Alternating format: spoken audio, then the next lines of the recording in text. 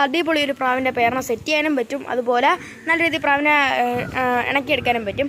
പ്രാവിനെ വാങ്ങിച്ച് കഴിഞ്ഞിട്ട് ഇപ്പോൾ രാവിലെ വൈകുന്നേരം നിങ്ങൾ വാങ്ങാൻ വെച്ചു അപ്പം തന്നെ തുറന്നു വിടില്ല. കാരണം അപ്പം തുറന്നു വിട്ട് കഴിഞ്ഞാൽ അവർക്ക് കൂടുതൽ വലിയ പരിചയവും കാണൂല. അതുപോലെ ഒരു എന്തെങ്കിലും സാധനം കാണുമെങ്കിൽ അതിൽ പിടിച്ച് കയറുകയും ചെയ്യും. അപ്പോൾ ഒരു 7 മണിയായി ആ സമയത്ത് തുറന്നു വിടുക. അപ്പോൾ ആകുമ്പോൾ അവർ ആ കൂടായിട്ടൊന്ന് അറ്റാച്ചാവും.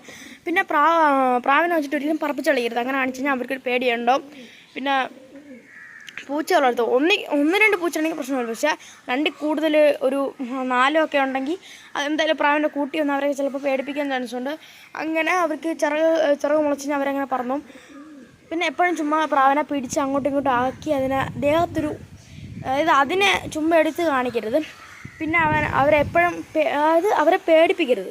നമ്മൾ ചിലവരിങ്ങനെ പെട്ടെന്ന് കയറി പിടിക്കുമല്ലോ, അങ്ങനെ ചെയ്ത് കഴിഞ്ഞാലേ പ്രാവ് നന്നായിട്ട് പേടിച്ചു. അപ്പോൾ ഇത്രയും കാര്യങ്ങൾ ശ്രദ്ധിച്ച് കഴിഞ്ഞാൽ നിങ്ങൾക്ക് നന്നായിട്ട് തന്നെ പ്രാവിനെ ഇണക്കിയെടുക്കാം. ഇത് ബിഗിനേഴ്സിന് വേണ്ടി കേട്ടോ. അപ്പോൾ ഇന്നത്തെ വീഡിയോത്തുള്ളൂ.